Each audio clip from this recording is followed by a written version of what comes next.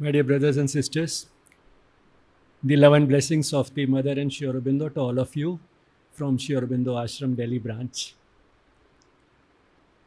The topic today is three types of action and three types of inaction. Sounds enigmatic, but we'll see how it can work out.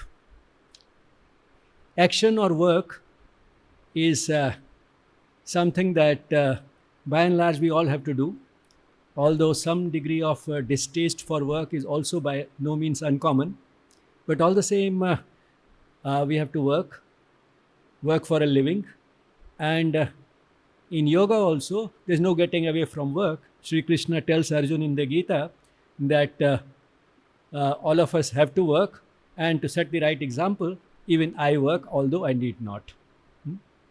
In Integral Yoga of Sri Aurobindo and the Mother, which leans very heavily on the Yoga of the Gita, again we find that work occupies a major chunk, a major part in the sadhana.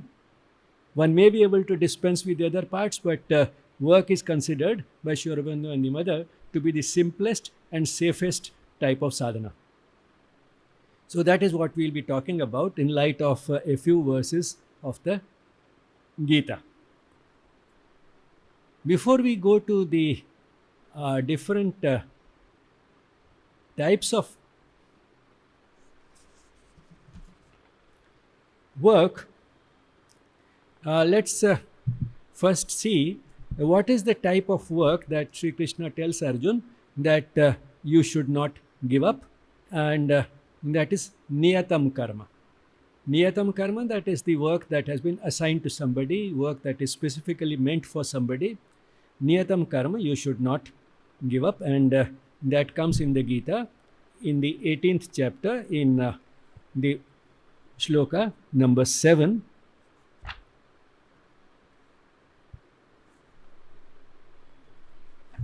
Sri Krishna tells Arjun, niyatasya tu sannyasah कर्मणो नोपपद्यते मोहातस्य परित्यागस्त तामसः परिकीर्तितः. So the niyat karma you should do, you should not try to take sannyas from it. And if a person out of delusion tries to not do the work that he's supposed to do, then that is tamasic. Tamas, is the basic principle of tamas is ignorance and inertia. Inertia, laziness, so that will promote not working, and on top of that, ignorance can create delusions, and that also will lead to not working. So tamas can be one of the sources of not wanting to work, not doing even the work that one is supposed to do, niyatam karma. Now, what is it that we are supposed to do, which is our niyat karma, or the karma specifically designed for us, fixed for us? What is that work? Niyatam karma is at the basic level work that we have to do because it is our duty. It is work that we have been assigned. It is work that we have to do for a living. It is work that has been enjoined upon us, prescribed to us by the Shastras. That is the scriptures which tell us what we should do and what we should not do, and so on. So the Shastras also tell us what we should be doing depending upon the phase of our life, depending upon our age, and so on and so forth, the circumstances of our life.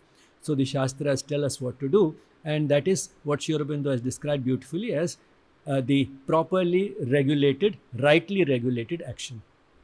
So what is determined by the Shastras is the type of action which can be called niyatam karma at the basic level, which is rightly regulated action based on right thinking, right knowledge.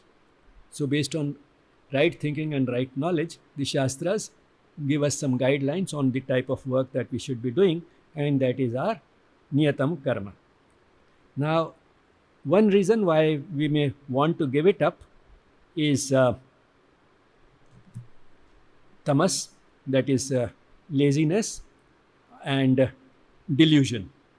Now, laziness one can understand that if a person is lazy, he will not feel like doing anything, and therefore he may give up work. Even the assigned work, even the niyatam karma, that work that he is supposed to do, he may give up that. But how about delusion? Now, that can be dangerous because the person may in fact feel that I am on the spiritual path, and for the being on the spiritual path, the main goal is liberation, and liberation can be achieved through inaction, because he finds that so many sannyasis go away to the Himalayas, do nothing apparently, and they get liberation. So if I also do nothing, maybe I'll get liberation. It's just sort of seems logical, but then this is type of flawed logic. For example, suppose Sri Aurobindo had a cup of coffee while writing, and we say that, well, he wrote so well because he was having coffee. So if I also have coffee, then I'll be able to write very well. Huh? So the sannyasi gives up work, he goes to the Himalayas and doesn't do anything. So if I also do nothing, then I'll also get the type of liberation that the sannyasi gets in the Himalayas. So that sort of logic. So this is deluded thinking. So delusion which comes from ignorance is one of the characteristics of tamas. And this reminds me of a joke. A lady said, my son-in-law is such a wonderful person. A mother-in-law saying that about the son-in-law, it means a lot. My son-in-law is a wonderful person, but he has just two defects. One is he doesn't know what is right. And secondly, if you tell him what is right, he doesn't listen. Which means, firstly, he doesn't know what is right. On top of that, if you tell him what is right, he does not listen, which means he insists on doing what is wrong. So that is what the situation we are in. The person doesn't want to work. That in itself is not right. But then if you tell him that you should work, then he doesn't listen, because he says it is by not working that I'll get liberated. So he doesn't listen. So that is the type of situation we are in. So that is tamasic inaction, that is not doing even niyatam karma as a result of tamas. But then tamas is not the only reason why a person may not want to work. It can also arise from rajas. Now, rajas is the element of feelings, and work is not always very pleasant. So the person doesn't want to work because he's afraid of the sorrow, the suffering, the hardships, and the fatigue, the tiredness, the effort that the vital doesn't like. So he may not want to work because of that. But then a person with rajas is not as deluded as the person who is tamasic. So he's able to think quite clearly, and he finds justification for not working, which resides in his vital. He finds it in his intellect, that is his mental part of the being. What does he say? That what is the use of working? Most work in the world is either vain or vain. Now it can mean two things. Most work in the world is either vain, which means it is the result of one's vanity. You do it to satisfy your vanity, you do it to satisfy your ego, you do it to show I am doing this and I am doing that. So you are trying to show to others, boast, so that you can boast about what you are doing. So either it is vain or it is in vain. So just adding that word in, because after all, so many people are doing so many things, and apparently good things. The world is not changing. So whatever you do, it is in vain. So either it is the result of being vain, you are doing it to satisfy your vanity, or work is all in vain. So why should I work? So he has again found mental reasons for not doing anything. So let's see how the Gita puts it in the rajasic type of renunciation, that is a person giving up work because of rajas, the other guna, mode of nature. Dukkham ityeva yat karma kaya klesha bhayat tyajet. Sakritva rajasam tyagam naiva tyaga phalam labhet. So He who gives up works because they bring sorrow or out of fear of physical suffering, thus doing Rajasic renunciation, obtains not the fruit of renunciation. So, renunciation of work may lead to some fruit, as we shall see later, but the person who is Rajasic and gives it up because of this his basic vital, unrefined vital, being afraid of the difficulty, the sorrow, the fatigue that it will bring, and then justifies it using the mental, that saying, why should I do it, because in any case I don't have that sort of vanity, or even if I do something it will be in vain, it will not really achieve anything. So this type of renunciation, which is Rajasic in origin, does not lead to the fruit of renunciation, does not give the benefit of renunciation to the person. Now, let's see what is a more enlightened type of renunciation, that is giving up work, which is sattvic in nature. Now, here the person actually does not give up work. What he gives up is the sense of doership. He doesn't feel that I am the one who is doing the work. He knows that he is only an instrument of the divine. Not only it is the instrument which is essential for doing something and accomplishing something, there comes a little later in the same chapter a verse in the Gita which says that in fact 5 things have to come together to make something possible. So the person who thinks that I am the doer is doubly wrong. Firstly, he himself is only an instrument of the divine, and on top of that, he doesn't realize that even his being the instrument is not adequate to accomplish the work. That is verse number 13, in which Sri Krishna says, "Know from me," he's telling Arjuna, "I am telling you, learn it from me, O mighty armed, the 5 causes for the accomplishment of all actions as laid down in the Sankhya doctrine." So what are those 5 things? These are the basis, the doer, the various instruments, the many kinds of efforts, and the 5th one, the fate. So there are 5 things which have to come together to lead to any accomplishment.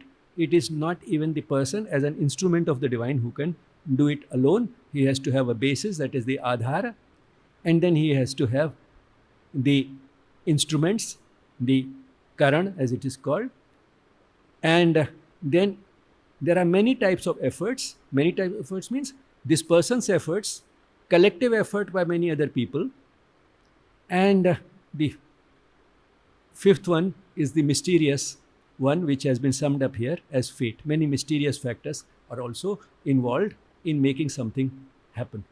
So this person who thinks that I am the doer is wrong, not only because he is not the doer, he is only an instrument of the divine, but even that is not enough. In fact, many things have to come together to make something happen. For example, suppose you are caught in a traffic jam, which many of you might have faced today. Now, what was that due to? That was because of your action. You decided to leave home. So that was your action. Huh? But then you knew there may be a traffic jam. If you got late, then you were upset by the traffic jam because you did not leave early enough, knowing that there may be a traffic jam. So that was also your action. But then but then why was the traffic jam there at all? Because not only you decided to leave home at that time, hundreds of other people also decided to leave home at that time. So that is collective effort. Huh? The collective effort of all them was involved. But then how about the other instruments which were, or other factors which were there? Firstly, the rain. Now that is fate. You couldn't control it. Huh? It is due to a mysterious factor. Then, on top of that, if you go outside on Sri Aurobindo Marg, there's digging going on. Now that is not something you did. The effort of somebody else was involved. Why did it have to happen? Now, so you see, so many things came together to lead to the traffic jam. So if anything happens, whether it is right or wrong, good or bad, even great achievements, they're not the result of only just one person doing something. So that's for a person who really has the right knowledge, which a sattvic person has. Sattva is the principle of knowledge and harmony. So the sattvic person has knowledge. So if the person has knowledge, he will never think that I am the doer, because he knows that he is not. He is only apparently, visibly the uh, only sort of most significant factor in it, but in fact he is not even as an instrument of the divine the most significant factor. Many other factors are playing a far bigger role in what has been done or what has been accomplished. So first thing that this sattvic person gives up is the sense of doership. The second thing that he gives up is the desire for fruit. That he doesn't, because he is not the doer, how can he expect any fruit? Third thing he gives up is attachment to the fruit, which is even more important and more realistic.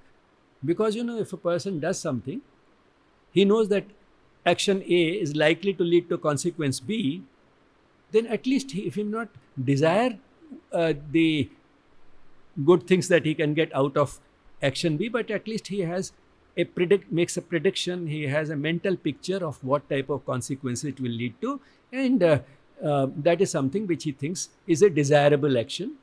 He may not have the desire to get anything out of it, but at least he thinks that is the desirable action, so that is quite justified. But then he doesn't insist on it. Because he's not the only one who is leading to the outcome. There are many other factors involved. He is quite prepared that the outcome may be actually completely the opposite of what he is expecting. He may not have any desire about it, but at least he's expecting it. So it may turn out to be just the opposite of that, and he's prepared to it.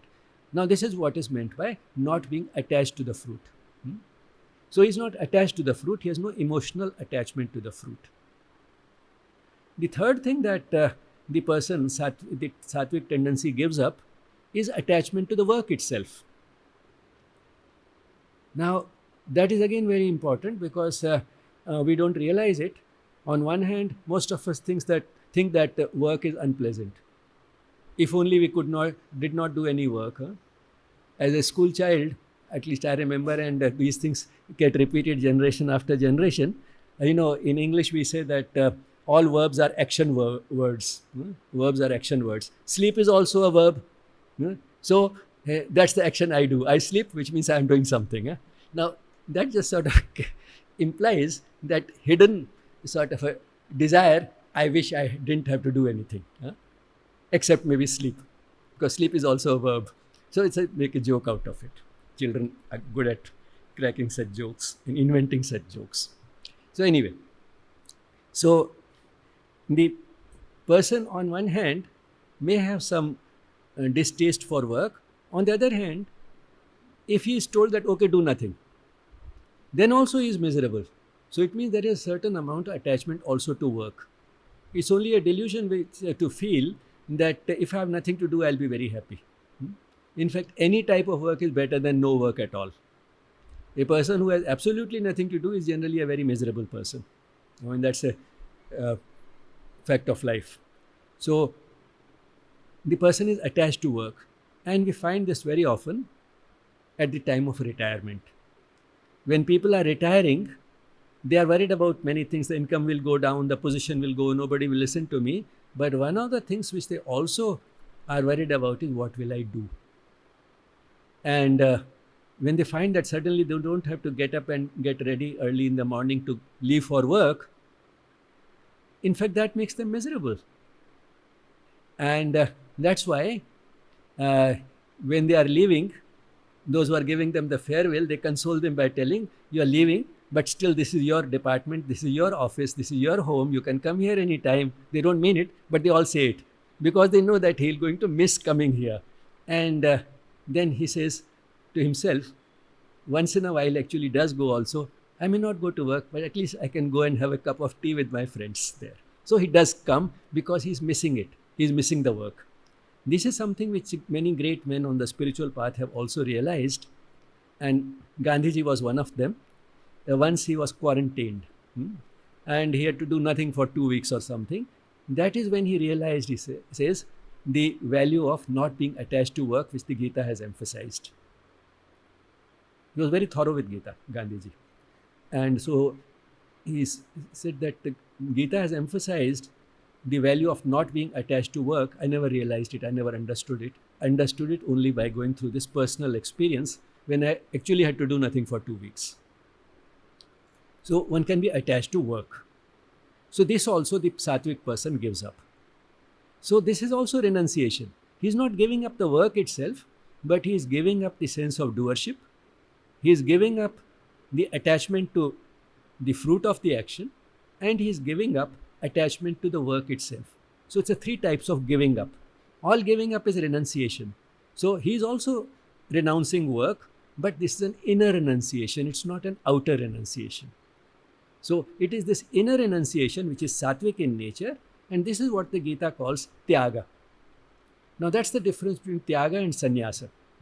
Tyaga is inner renunciation. Sannyas is outer renunciation, that is leaving the world and going away to the Himalayas or a cave or something. We have no quarrel with those who do that, but that is something which will at any point in time, at any place, suit only a select few. Most of us have to be on the spiritual path and practice the type of spirituality which can be practiced while engaging with the world. So that is the a type of spirituality that is for everybody, and that is what Sri Aurobindo and the mother have emphasized all along. So how spirituality can be brought into everyday life. So it can be brought into everyday life while being very active, while engaging in action, but then by giving up these, at least these 3 things, that is sense of doership, the attachment to the outcome, and attachment to the work itself. So that is an inner type of renunciation, and that is what is sattvic in nature. So we can see that giving up work itself can be because of the 3 modes of nature, depending upon which is dominating in the person at that particular time, and what is the dominant guna of that particular person. Both are true, you see, because all of us have some bit of all the 3, tamas, rajas and sattva. But then there is a dominance which can be different in different people. Some may be tamas dominant, some rajas dominant, some sattva dominant, and also in the same person at different moments the person may display different things. For example, you tell a child, study, he says, I don't want to study. So the child displays tamas. But the same child, when he's playing outside in the evening, I don't know whether it still happens because children are glued to their gadgets, but we saw it very often. The child is playing outside in the evening and the mother is going on calling the child, it's grown dark, come home, this and that, and the child is not listening. He goes, now there he's not tamasic. So there he's very rajasic, he's very interested in kinetic activity. So all of us can display different types of our own tendencies at different moments. What is most important from the yogic point of view is that the balance of the 3 gunas, the overall predominant balance of the 3 gunas can be altered by the person through his own efforts, which means he can move from tamas to rajas, from rajas to sattva, he can go on reducing the tamasic element and move from there to rajas, and then he can go on reducing the rajasic element to move to sattva. So the person is capable of this type of a change. This is what the path of yoga is about. I can read at this point a few lines from Essays on the Gita. This is page 478 in my edition of the book, which is the SABCL edition, that is the Sri Aurobindo Birth Centenary Library edition.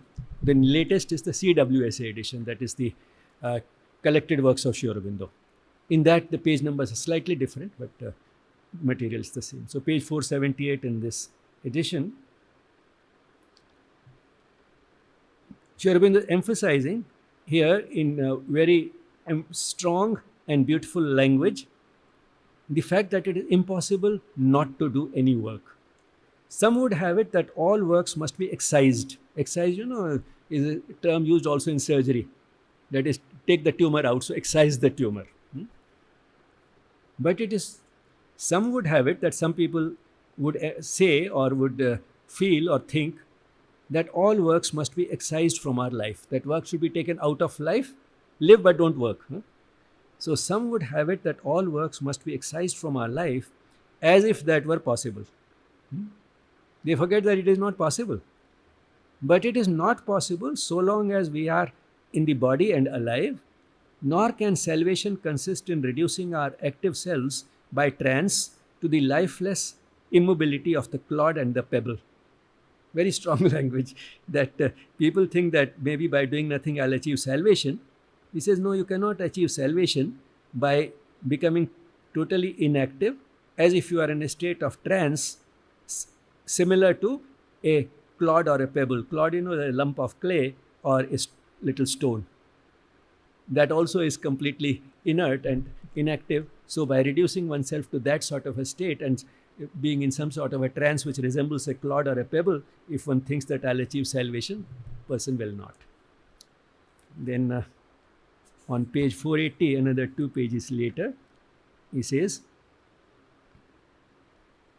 the 3 kinds of result, pleasant, unpleasant and mixed. That is, from the work, we can get results which are either pleasant, unpleasant or mixed. We realize that, So all types of outcomes can be there in terms when we evaluate the outcome emotionally. The 3 kinds of result, pleasant, unpleasant and mixed, in this or other worlds, in this or another life, are for the slaves of desire and ego. These things do not cling to the free spirit. When a person with some degree of knowledge does something, and especially does something good, then he thinks that this is good karma, so it will give me some good consequences in this life. This is one thing that a person expects. Something pleasant in this life will happen to me. Then he also thinks that after death, I'll go and live at a better place. Those better places which we call heaven, in contrast with hell. So the person is anticipating, as a result of this action, some pleasant consequences which will happen in some other world after death. Then the third type of consequence which the person is thinking about is that if I do something good now, then I will die, I'll go to a better place in the other world, and then I'll be reborn on this earth. When I get reborn on the earth once again, I'll get good circumstances in my next life.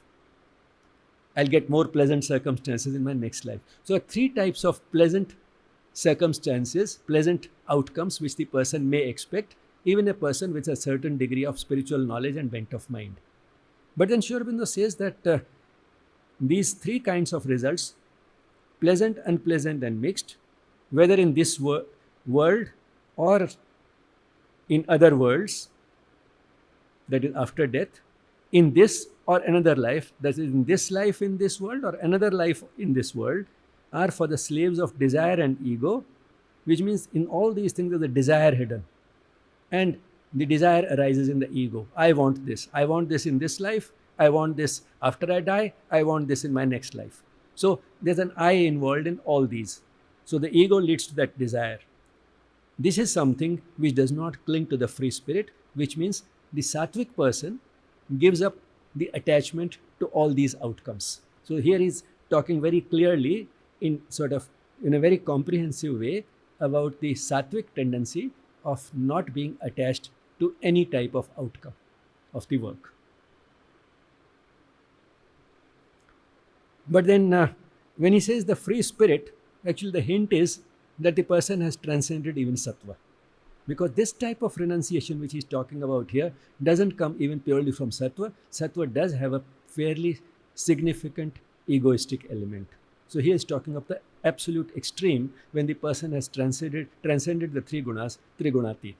That is when the person will not have any of these desires, because the person has no ego.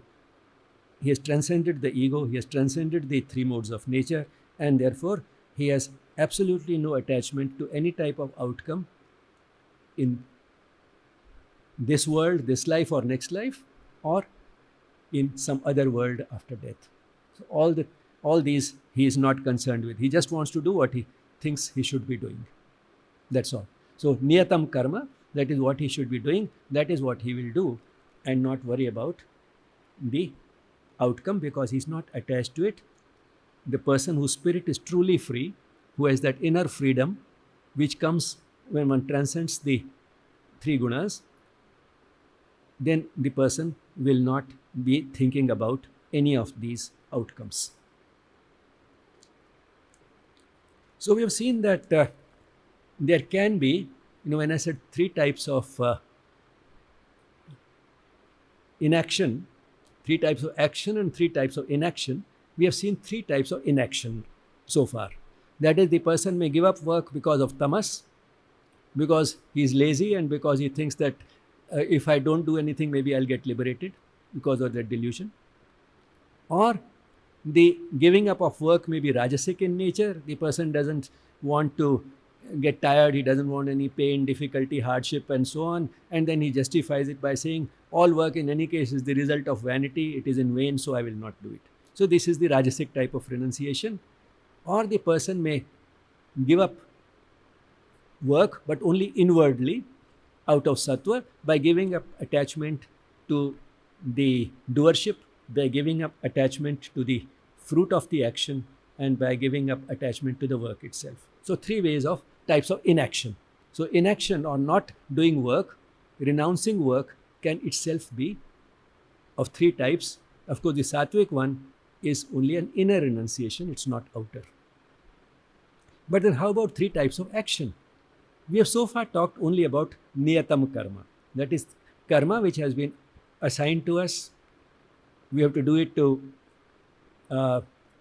make a living, or the Shastras tell us that and this is the type of work we should be doing, or some social norms tell us that we should be doing this. Because particularly in our culture, the social norms and the Shastras get intermingled. And sometimes difficult to make out which is the one and which is the one which is important and which is the one which is not important and which is the one that we are actually following. Now, to give you an immediate example of the socially assigned duty or familial duty. Family and social, can be similar. My daughter is arriving from the US today. Now, I'm planning to go to receive her at the airport. Now, why should I do it? I'm not attached to her. And how do so many people who have nobody to receive, how do they come? She can also take a prepaid taxi and come here. So many people do it. She can also do it. And what about the Shastras? The Shastras tell me that after the age of 75, is the phase of sannyasa. So you need not worry about any of these social obligations. You don't have to do it. So even the Shastras tell me don't do it. But still I am doing it. Why am I doing it? Because there's a social expectations. You are above 75, but firstly you are in good health. So you can come. Secondly, even more important, you practice integral yoga. On one hand, you say that I don't have to give up my engagement with the world. And then you are not engaging with this. So you are just doing what is convenient to you. When it suits you, you say, I'm above 75, so I have given up everything, sannyasa. And when it suits you, you say, no, I follow integral yoga, so I'll engage with the world. So you are a person who is just doing things, whatever suits you better, you bring that forwards and say that. Now, so what will be the result of this type of a division in my inside? The result will be that, yes, truly, I'm just doing something which seems more convenient to me. And when one does that, then there's a certain part of our being which says that you're not doing the right thing. And which is that part? The psychic being. So that psychic being will tell me that, yes, anyone who tells you that you are just doing what suits you at that particular moment, on one moment you'll say that I've taken sannyas after 75, I don't have to do this. The next moment you are saying that in integral yoga, we don't give up engagement with the world. So you do what suits you. So they are right. And I am wrong if I'm not going. And therefore I should go.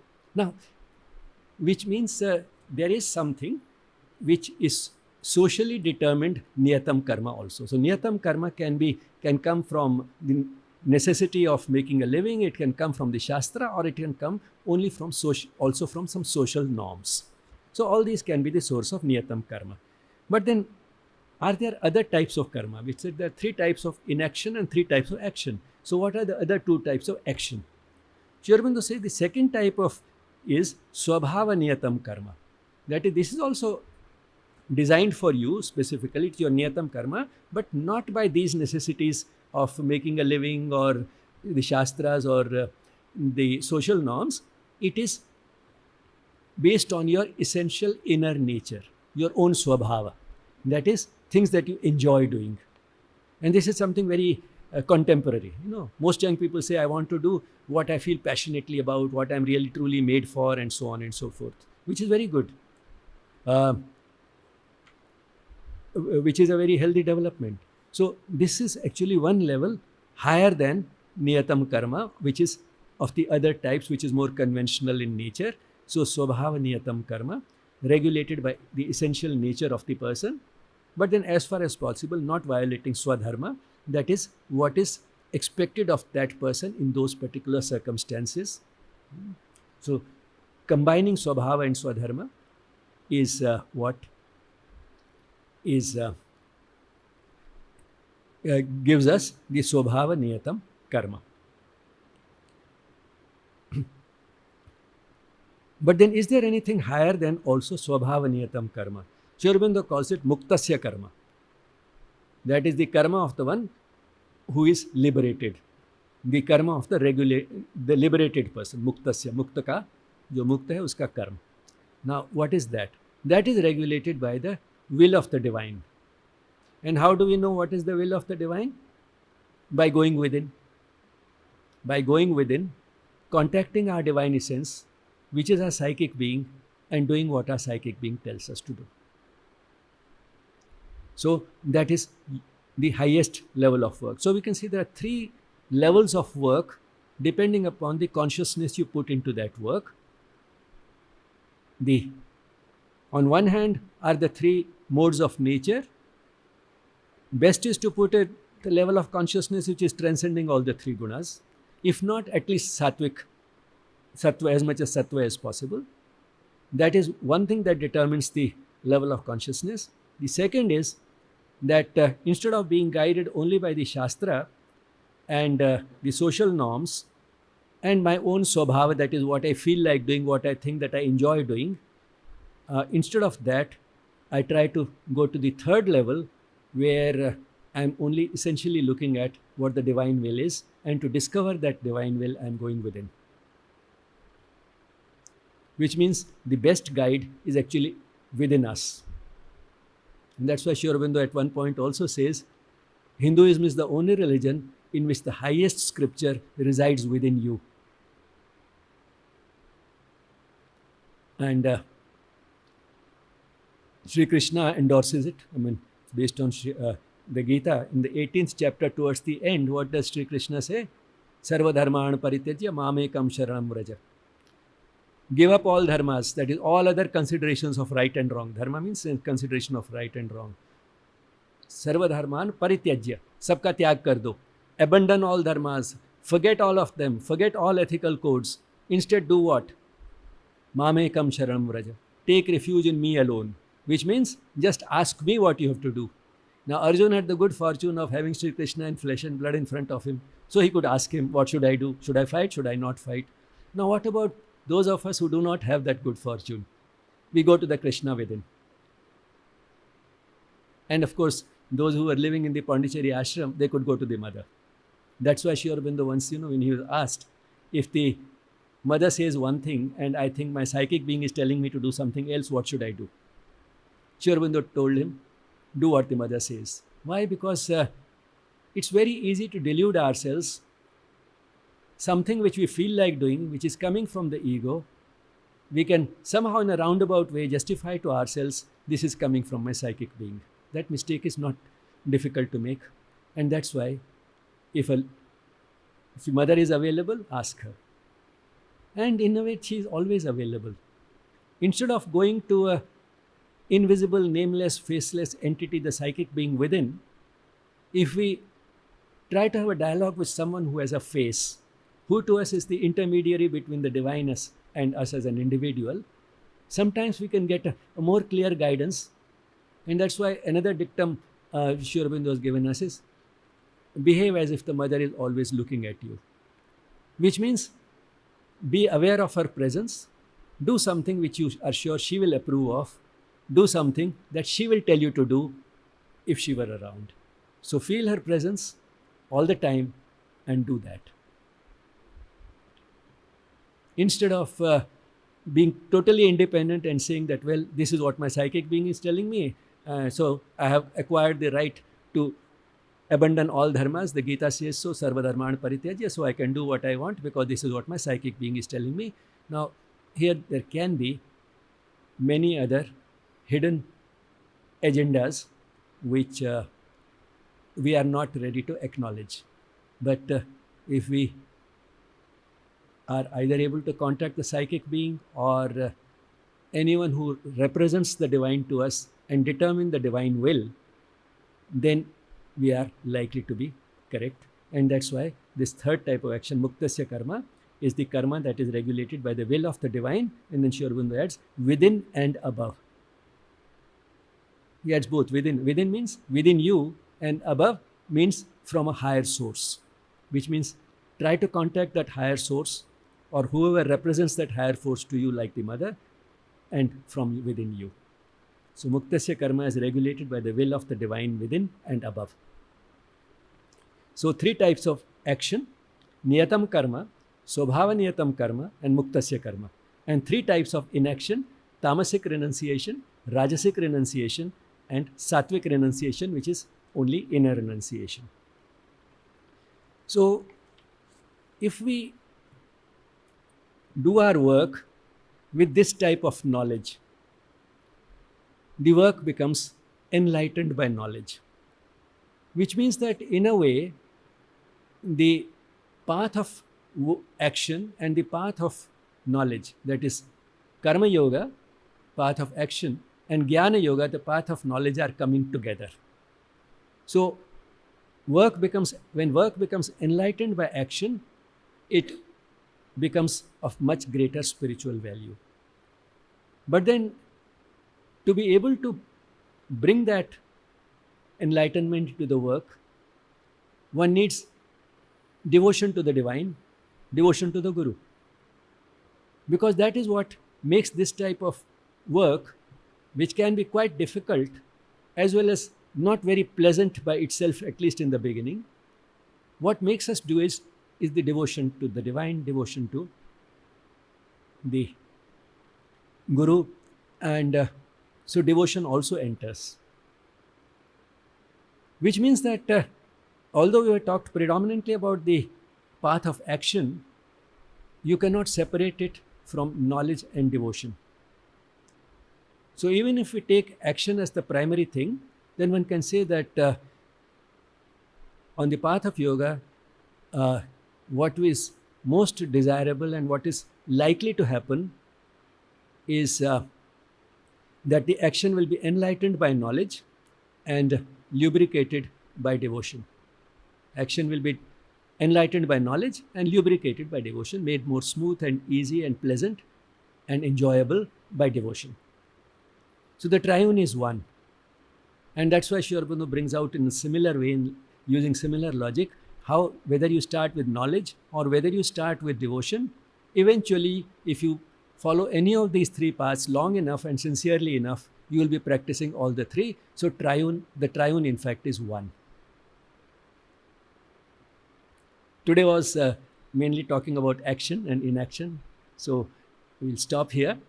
But then no matter how you start, no matter how you make a beginning, whether with action or knowledge or devotion, eventually if one continues on the path long enough and sincerely enough, we'll be practicing all the three. So in fact, there are not three types of yoga in the Gita. The three are actually one. The triune is one. And that is one of the most important messages which Sri Aurobindo brings out in Essays on the Gita. The three can't be separated. So with that, I'll stop here. So we've seen that you can have three types of action and three types of inaction. Both are possible.